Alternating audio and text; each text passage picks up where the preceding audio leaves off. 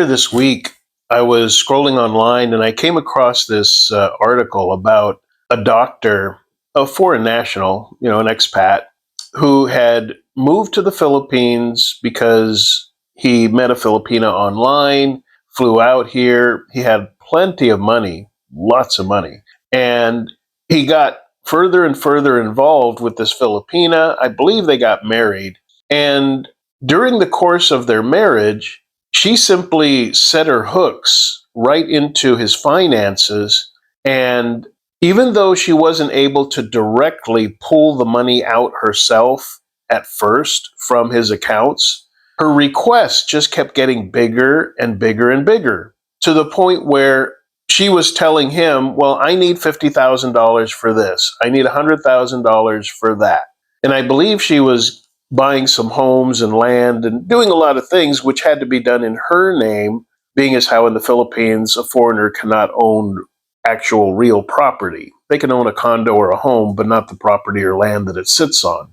Well, this continued as they lived in the Philippines. He retired from being a doctor to the point that the person that was interviewing him, she had left him, and now he was completely homeless.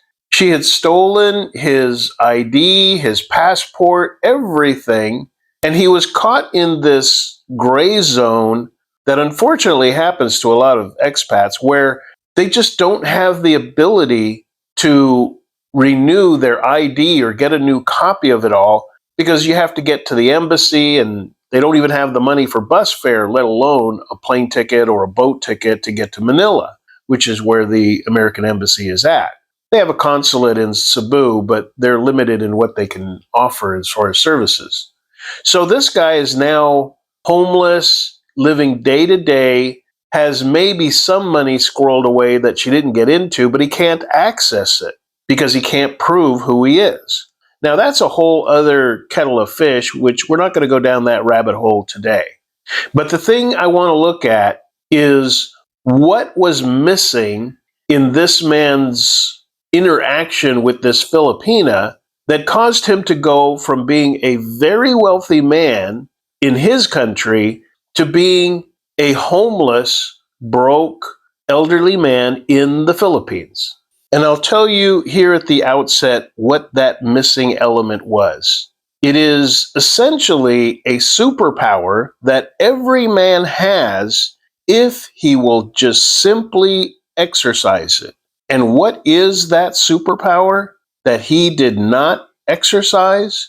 It was the word no.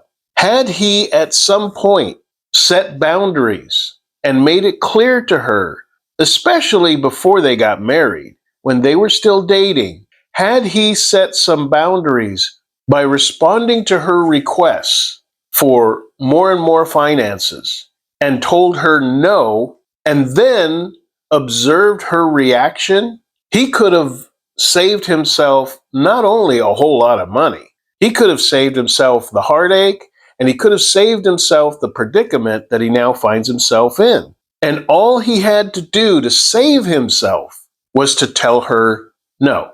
So what we're going to do here is kind of go piece by piece through this, because you're going to run into different situations, and it's good to ahead of time know, okay, these are the things to consider.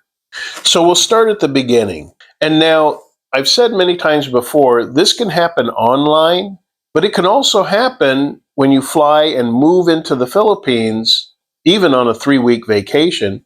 But let's just say, for this example, similar to this guy, you move to the Philippines, you start dating, and dating is a process. You're discovering who this person is.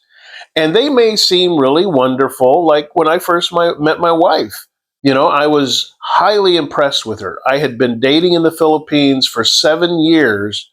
I went down a lot of empty paths because with time, I found that other women, it was one of two things. Either they lacked character, they were either cheaters or liars or manipulators. So I ended it.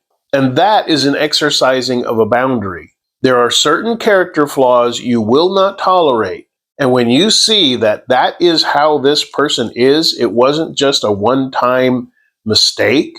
Exercising the boundary means you look at that person and you tell them, we are done. And you don't need to justify it. You don't need to explain it.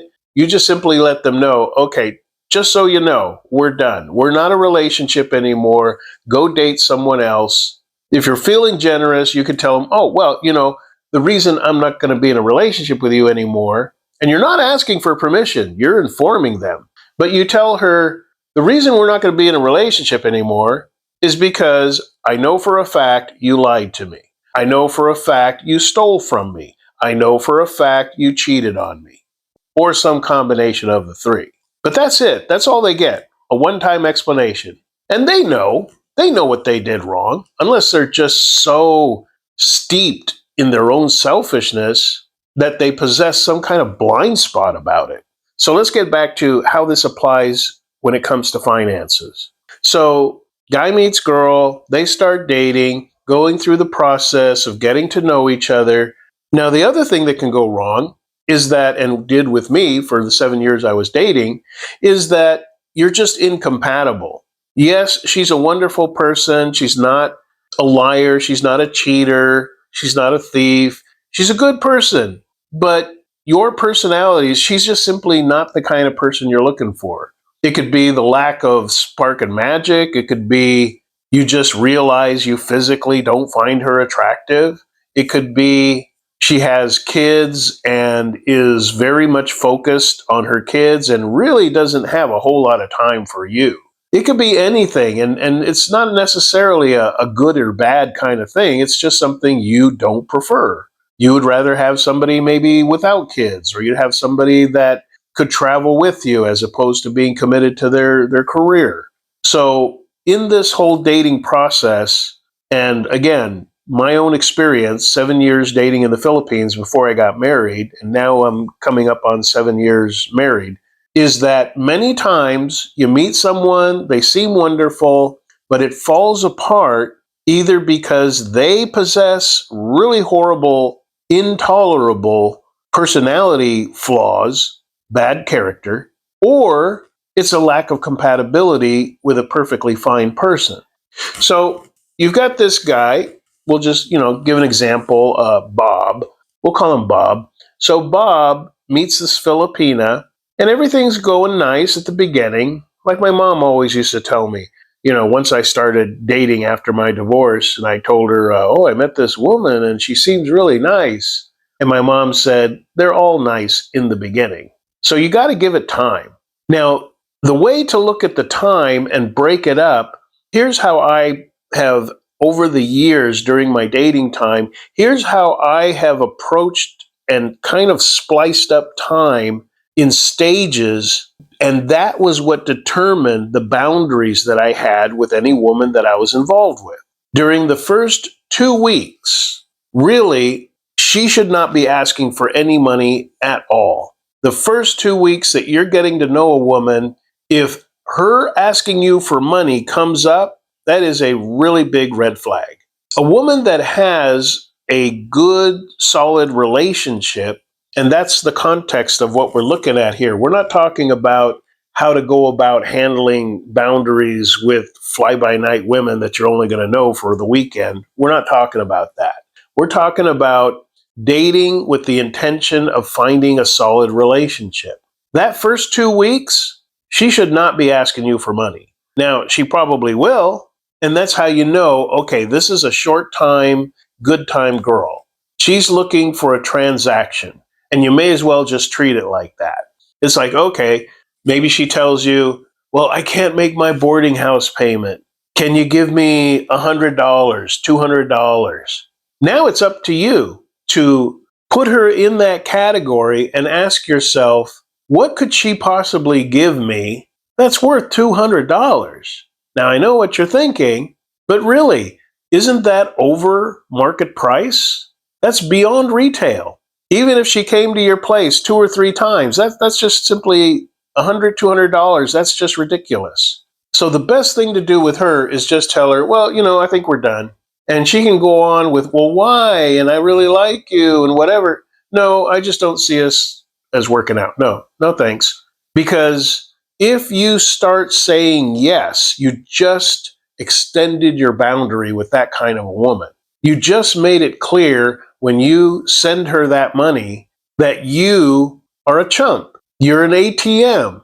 You're volunteering to be that guy, the simp, as it's called today, who is going to give her money, and in return, she may or may not give you some intimate affection. So, unless you're just looking for a transactional woman, and even then, this is the kind of woman you just want to cut out of your life because she will become, just like in the example I gave, a bottomless pit. So, during that first 2 weeks, she may ask and say, "Oh, I need money for load for my phone, this or that." Now, in that first 2 weeks, really, you should only be on like your second or third date because there should be some conversation with her in the meanwhile so that you can hopefully, if you have some discernment, you can hopefully sniff out her motivation.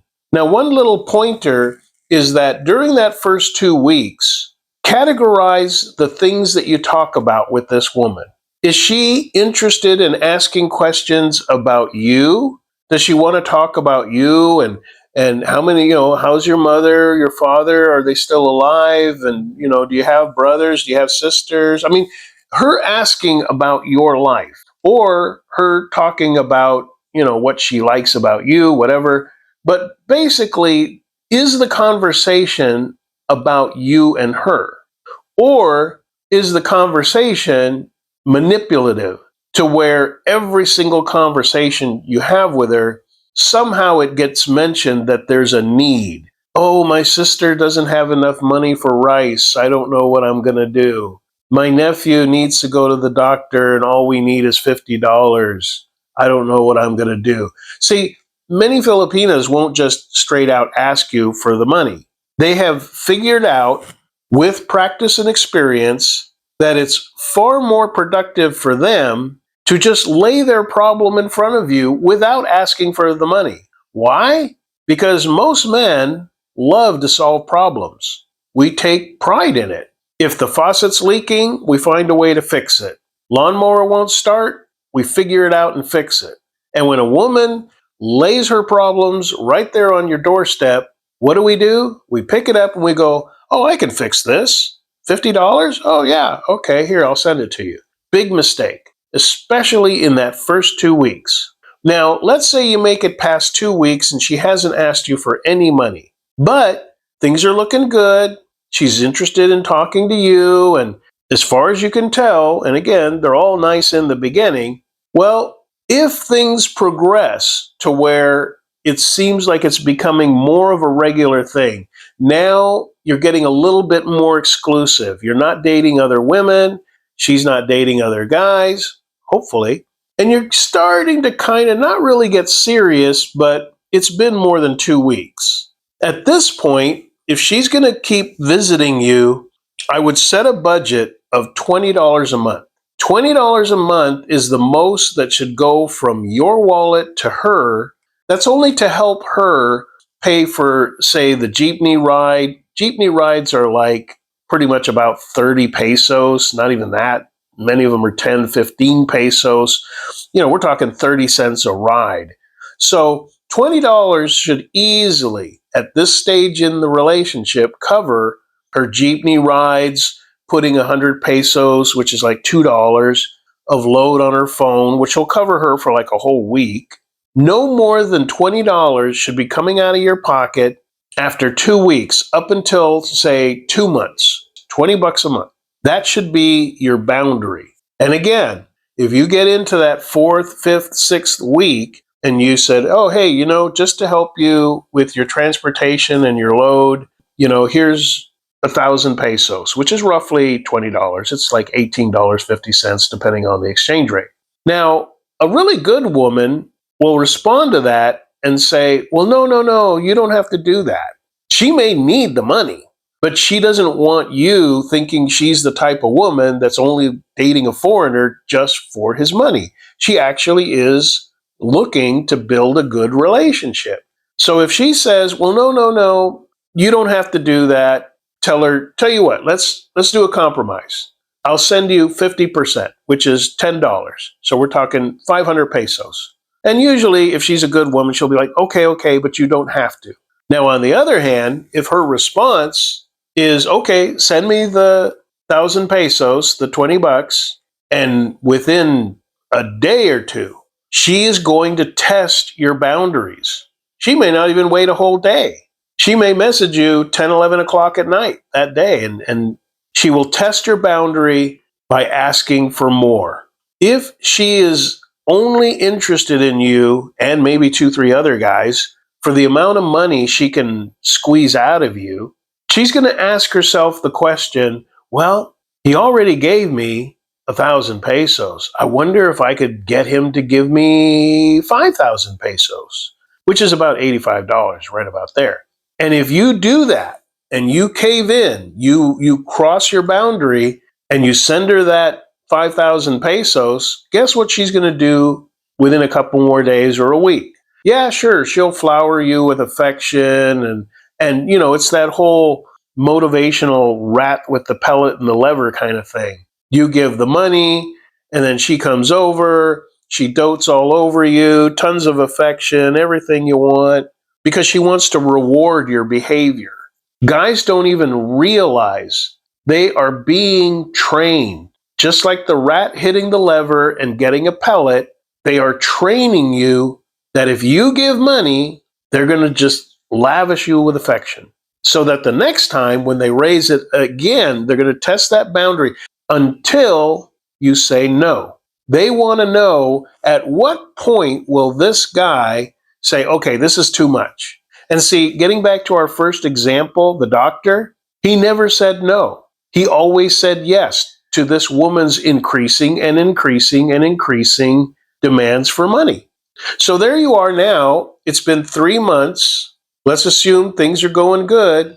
She's not asking for anything beyond the 500 pesos. Somewhere between 3 months and 6 months, you're going to figure out either this woman is a great woman, not after you for your money, but you're just not compatible with her.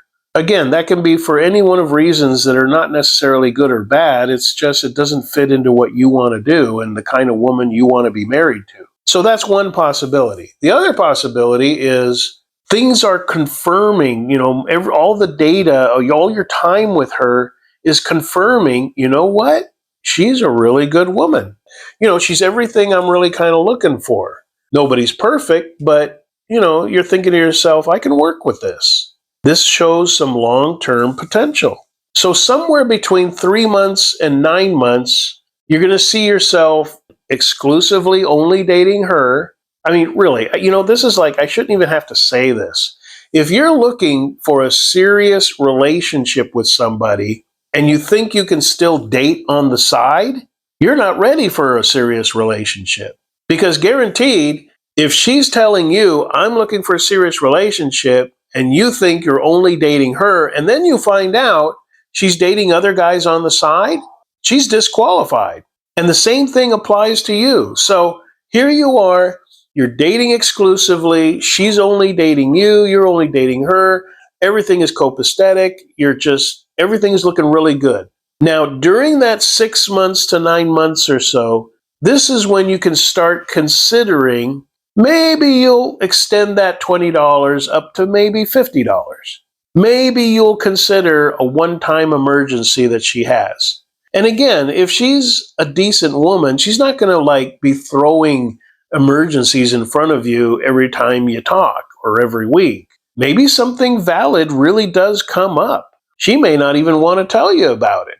But if you find yourself, you need $40 to get a couple big sacks of rice for your family, okay, yeah, I can do that. Basically, here's what you want to look for. If she's not taking advantage of you as an ATM, that's a great sign. But let's get back to the other side of how, again, in our example, how it can go bad. Time marches on and you've ignored all the previous red flags for her increasing requests. And now she's coming up with bigger problems. Oh, there was a funeral in our family and we're still $500 short. to pay for the fourth, they won't release the body and da da da, all the details. This is where, when guys sit down and tell me that as the money requests got bigger and more frequently, I am so surprised that the one part missing out of their story is that they never said no. They never just responded with no. And they may not have said yes right away, but they did say yes. They hemmed and hawed about it for a couple hours, maybe a day, and then they sent her the money. So what they have is essentially a woman that's using him as an ATM, and he is the willing victim. He is as much to blame as her when he gets to the end of his sad, sorry story about how this Filipina ruined my life. Well, you know what? You allowed it to happen. That is the unavoidable fact, because it's not like she was a computer hacker and hacked into your bank accounts and emptied them out. If you really want to look at what happened in the majority of these stories, what it really boils down to is she asked for the money, the guy gave the money as a choice. He repeated that until the damage was so high that he finally said enough. I remember one time I was sitting down with a viewer, and we must have talked for about 3 hours, much about his relationship, if you want to call it that, with a Filipina that he had met about 6 years prior and was still seeing, even though he was in the UK, she was living in the Philippines with a Korean guy with whom she had a baby, but she contacted him on a dating site, and her story was, well, yeah, I'm living and I had a baby with this Korean guy, but I don't love him. I want real love. I'm looking for somebody to love me, but I have no money to leave him. And this guy stands out because over the course of 6 years, he was adding up, as we were talking, how much money he had given her. He had given her over 130,000 US dollars worth of money. Well, it was in euros, but about 130,000 US dollars. And the story kept changing. First, it was, oh, I just need some money to move out and have my own boarding house for me and my kid. And so he would send her a bunch of money for that. He would say, okay, here's 3 to 6 months worth of money that you can use to live in a boarding house. And then the excuse would come later. He's like, did you move out? Well, no, this and that happened, emergency with my family. I had to help them with the money, so I still don't have. So he's like, okay, I'll send you more money. And it was always something.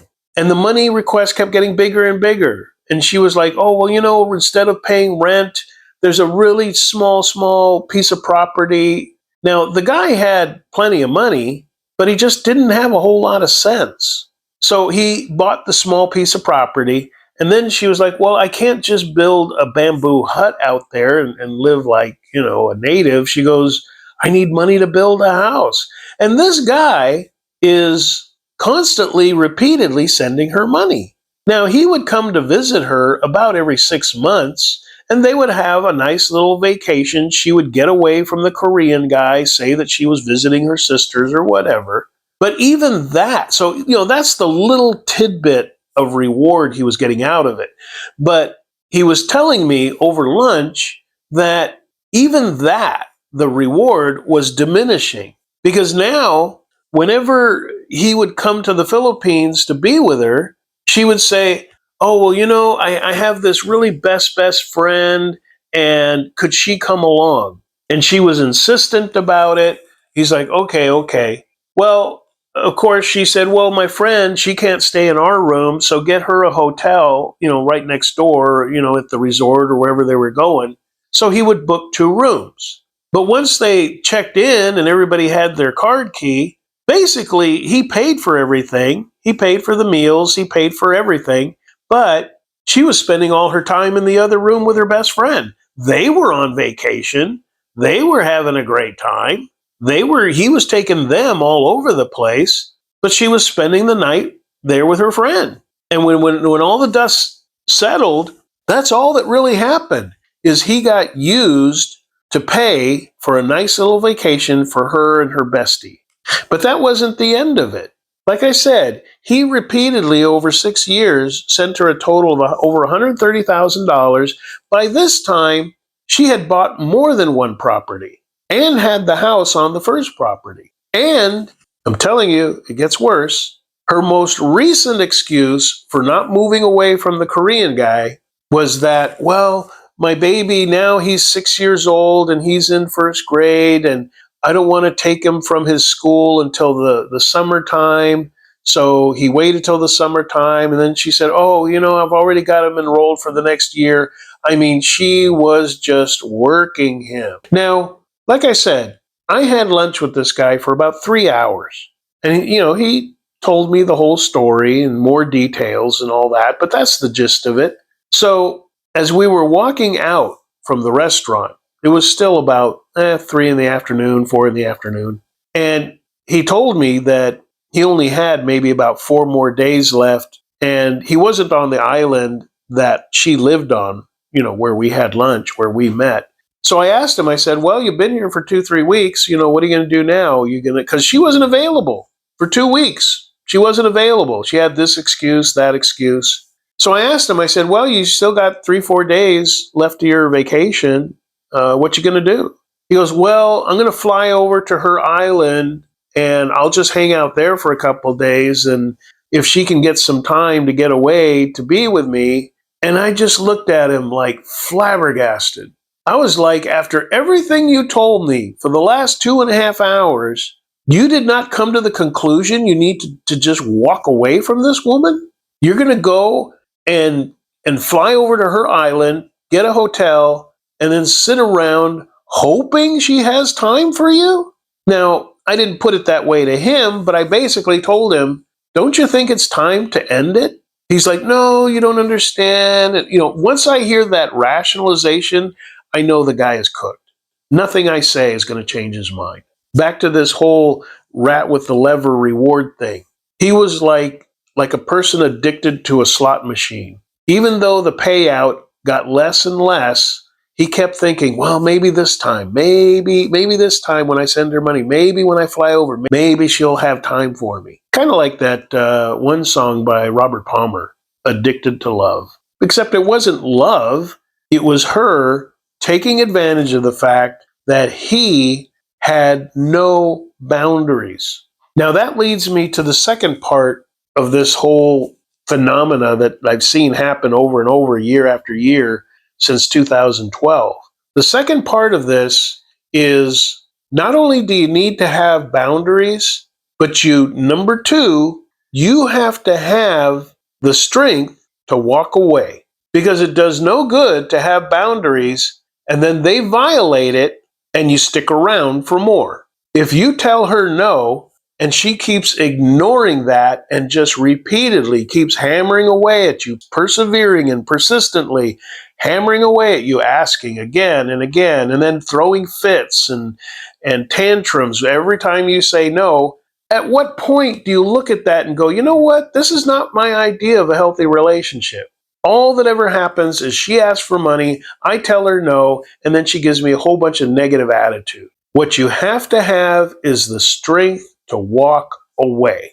And you should figure that out the first 2 weeks. At the latest, you should figure that out after a month. That if what this relationship really boils down to is a glorified transaction with a little bit of niceties sprinkled in, it's still a transaction. You're still a resource that she is taking advantage of. You are still free money in her eyes. That's her only attraction to you. Because I guarantee you, it should be obvious to you within a month. Does she have constant money needs that she puts at your doorstep? Yes. Does she take a true interest? Now, true interest is not her spending the night with you. True interest is not every time you ask her out to go to dinner, she goes with you. That is not true interest. True interest from a good woman is more along the lines of what I mentioned before. She wants to spend time with you. Some of the best women that I have ever been involved with, and again, there was compatibility issues later, but some of the best women, and I have dated some wonderful women that they had kids or they wanted kids, and but they wanted to spend time with me. And we didn't need to really go anywhere. I didn't need to buy her anything. I didn't need to give them money. One of the best relationships I ever had, the first 5 dates, she refused to let me buy her dinner.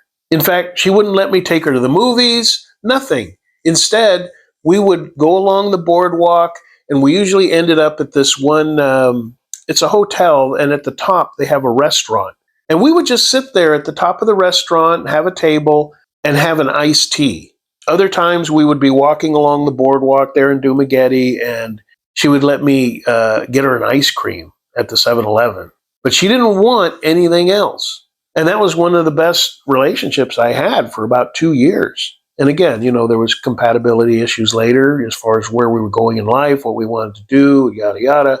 But I know it's easy to be jaded after you've been burnt on 3 relationships, 5 relationships in a row with women who took X amount of money from you, cheated on you, lied to you, stole from you.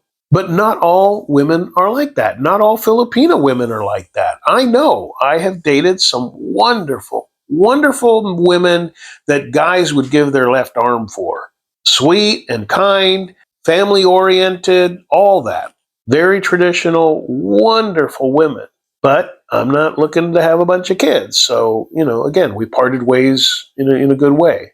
But the reason many guys that I have, again, sat down and talked with, and everything that comes out of their mouth is bitterness. They are angry and bitter and jaded and cynical about their whole experience in the Philippines, because every single woman they dated, every single one, cheated to them, lied to them, kept asking for money. And my only word to them was, why didn't you nip it in the bud? The moment she started doing that, why didn't you just walk away?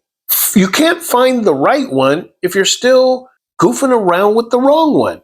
Because in every one of these cases, these guys let this drag on for months. They had already given her thousands of dollars.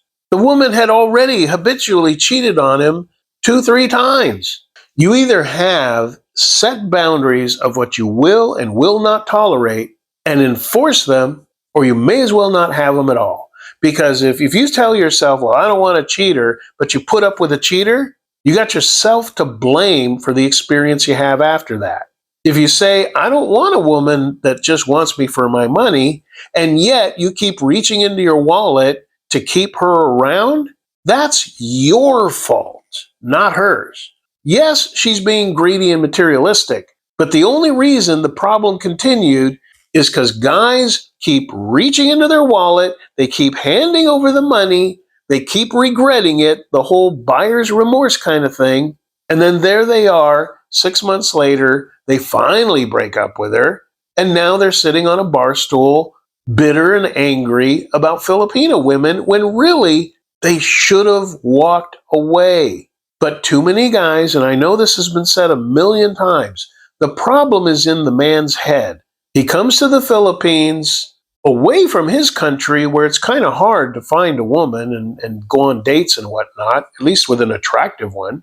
He comes to the Philippines right away, he's having dates with attractive women, but somehow misses the fact that the dating scene is bountiful in the Philippines. In his head, he still thinks once he starts sleeping with this or that girl for 3 weeks, he gets it in his head, I can't lose her. I've got to hang on to her no matter what it takes. And what it's going to take is giving her money if she's that kind of woman. So really, whose fault was it that he chose to keep reaching in his pocket and handing her money every time she asked for it? All because he's too afraid, oh, I'm going to lose her. What if I don't find another one? Any guy that lets that thought go through his head does not understand how plentiful and abounding the dating scene is in the Philippines. And even if things were not so abundant, it's better to be without a woman in your life than to have a woman in your life who is draining your resources, draining your hard-earned money, giving you stress, and some drama thrown up on top of that. No man needs that. Men cannot be so desperate to have a woman in their life that they're willing to let a bad woman take advantage of them. But again, what I have seen in my experience since 2012, so many guys, they might think that, they might say in a sober moment, yeah, no, I'm not going to put up with that. But when the rubber hits the road, their actions show everybody, including her, except for himself, that he is willing to tolerate this woman's behavior as long as he gets those little meager rewards of affection and sex and whatnot. So, just to recap, number one, sit down and tell yourself, figure out where's the line drawn? What are you willing and not willing to tolerate? Now, to me, a standard answer to that, because some guys, I don't know, they're a glutton for punishment. But to me, some somewhat indisputable boundaries that should not be crossed by a woman you're involved with. Number one, she cannot cheat on you. She cheats on you, you're done. Number two, she cannot steal from you. You catch a woman in your wallet while you're in the shower, she's done. She's out there like that minute. Not, this is a misunderstanding. No. There's no misunderstanding. She's stealing from you. She's a thief. She cannot be trusted. Just like the woman who cheats, she cannot be trusted. Why would you build or try to build a future with a woman you cannot trust? A woman that is not concerned with your well-being or your good future. She's only concerned with her well-being and her future at your expense. And number three, lying. Now, I know people will say, well, there's varying grades of lying. There's the little white lie. Maybe she was embarrassed to tell you that she's not a virgin, or she was embarrassed to say she had dated a foreigner before. I'll tell you, I'm willing to let that little kind of stuff slide. Part of that is miscommunication with, English being their second language. Part of it is, they get shy and embarrassed about things that we don't even consider a big deal. I'm not worried about that stuff. The kind of lies that I'm talking about that simply should not be tolerated is when she tells you, I'm single. No, she's married. And her husband may have taken off 3 years ago, but she's married. And in the Philippines, that's a huge problem because she's still paper married to that guy and cannot marry anyone else until there's an annulment. There is no divorce currently in the Philippines. And annulments cost quite a bit of money, and they can take 2-3 years. And there's still no guarantee you're going to get the annulment. So it's a huge problem, and they know it. So when they lie to you about something that big and tell you, I'm single, never been married, that's a lie that cannot be tolerated. Another lie that simply should not be tolerated, you're on your first, second date, whatever, and of course you're asking all the usual battery of questions. And one of those questions is, so, do you have any kids? And she's like, oh, no kids, not yet. And then you find out 3 months later, she does have 2-3 kids. They're living on another island with her parents while she's living in this big city to get a job and maybe meet somebody like you who will support her kids. The honest thing would have been for her to answer the question, I've got 2 kids in the province. They live with my parents. I came out here to get a job. That would have been an honest answer. But when they tell you they've got no kids, and this has happened to guys where, I remember there was this one guy that I read about online. He actually asked her if she had kids. She said no. Now, she had not been married, but she did have kids. So they get married. He sponsors her for a K-1 visa into the United States. That gets processed. She flies over. They get married within the 90 days. And once she had her roots in, once they're all settled in and they've got a house and, they're getting into a routine, she lays it on him.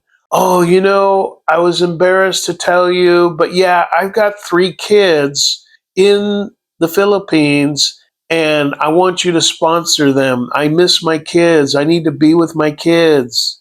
This woman, in a cold-blooded, calculated manner, lied to him. That is not a woman that's looking out for his best interest. That's a woman looking out for her own interest. And again, I got no problem with a woman who has kids if she's honest about it, because then you can make an informed decision. If this guy had known she had kids from day one, he could have decided either he was up for the challenge and he was going to take on these kids with her, or he could say, well, I wish you well, but I'm just not looking to have kids in my life. See, honesty allows a man to make an educated, knowledgeable decision. But when you get lied to about something as big as whether or not they're married, whether or not they have kids, whether or not they've been living the last 6 years as a full-blown lesbian, that's happened too. And for the guys doing the long distance thing over video chat and whatever, and then flying to the Philippines, I know of three guys that did that, got to the Philippines, only to find out this was not a Filipina. This was a lady boy, a transgender. And somehow they just never picked up on that. So those kind of big ticket lies, lying about your gender, lying about being married, lying about having kids, that's one of those boundaries you should have in your life where you just say, you know what, if that happens, I come across a woman that lies about something that big, we're done. End of story. Today, we're finished. And like I said, if it was just something minor and you asked her, oh, have you ever dated a foreigner before? Maybe she has, and she tells you no. Why? Because she's embarrassed. To me, that's not a big deal. Now, to some guys, that's a huge deal. Whatever. I'm just saying, have some boundaries. Know ahead of time how much money you're willing and not willing to give at various stages in this process of getting to know her. I've said it before several times. A girlfriend gets girlfriend money, a fiancé gets fiancé money, and only a wife gets wife money. So when I hear of a guy who's buying a house for a girlfriend that he's not even married to yet, I shake my head. I'm like, no, you are putting the cart before the horse. Personally, I recommend don't get married and then a month later go buy a house for her. Don't even do that. Get married, have a limit to what's being spent, and see how she does over 2-3 years of marriage. Is it a good marriage? Or is she constantly pounding on you, when are we going to get a house? When are we going to get a house? Is it going to be a big house? Is it going to be room for my parents? Don't just get married and go, well, there we go, I'm married, so now I'm going to buy her a house. Well, do so at your own peril if you do it a month after, 2 months after. Just like you took time to get to know her as a single woman, take time to get to know her as a married woman. Believe me, there's no shortage of people who will tell you from hard experience, you don't know somebody until you live with them. People change after they get married. Some women, they can play a pretty good, game, and their real character comes out once that marriage is legal. They get an attitude of, okay, now that we're married, everything you have is mine. I expect this and I expect that, and they will make your life hell on earth until you give it to them. So if you're going to walk away from them, even after marriage, it should be because you have limits and you will stick to them. You will walk away if they don't calm down and get with the program. Because to me, a man seeking a relationship comes down to this. He approaches a woman, you get past all the niceties and the first dates and whatever, and when you start talking about a future together, as I see it, a man is telling a woman, here's what I want to do in my life. I want to do this at this certain time and that, and I'm looking for a woman that is going to work well with that. A woman that's going to walk side by side with me into this future that I have lined up in my mind. And if we work out, do you want to be that woman to help me realize this vision of what I see for my future? And if her response is, well, that's nice, but I got some changes to make. I want this and I want that. And next thing you know, she's going to derail you into a whole other 45-degree direction, that's when you got to be willing to walk away and go, you know what, I wish you well, but we're not going in the same direction. And if you're lucky, like I am, you finally meet a woman that as you share your vision of the direction for your life, and that's a whole other thing. Do you even know where you're going? But that's a whole other conversation. But if you're lucky like me, you find a woman, you take time to get to know her. I spent over 2 years with my wife before we got married, in person, not on a video cam. And I told her, this is my vision for life. Here's the pace. Here's where I see the milestones. So if you're looking for some guy to just marry you and buy you a house the week after, that's not me. I want to do some traveling, both in the Philippines and around the Philippines. I want to do this. I want to do that. So if that's something that interests you, let's do it together. Let's enjoy this together. But if you have other aspirations, you want to go to college, you want to work a career, you want to have 3 kids, you want to live in the United States, well, then I would have just told her, I wish you well, like I've told many other women. I wish you well. I hope it goes well for you. I hope you find what you're looking for, but I'm not your guy. And I am not going to change my course. I'm not going to return to the United States. I'm not going to crank out 4 kids. I'm not going to do any of that. So you go find what you're looking for, and I will continue my search and find what I'm looking for. And like I said, I was lucky enough to find it. I very clearly asked my wife when we met at the very outset, I asked her, do you want to go to full-time college? Do you want to work a career? And she said no. And I was glad, because a woman that's going to college has to stay in one place for at least 4 years. And that's not me. I'm a nomad. I've been one literally my entire life, and I like it. Now, I do want to settle down after my wife and I can do some traveling. We're looking at going to Vietnam this year. We want to see still so much of the Philippines, and we can't do that if she's got to be in class every day going to college, or if she's working a job she just doesn't want to give up. And again, I got no issue. These are not bad things to want. But if a woman wants to work a job and build a career, whether it be in nursing or business or whatever, that means you got to stay in one place. And some men are completely okay with that. That's the kind of guy they should be with. Not with a guy like me, who pretty much my whole life it's just been kind of living out of a suitcase, going from one city to another. So I hope that helps you just kind of focus in on the cause and the solution to making good decisions as you get involved in relationships here in the Philippines. Love to hear from you there in the comments. We can talk about it more there.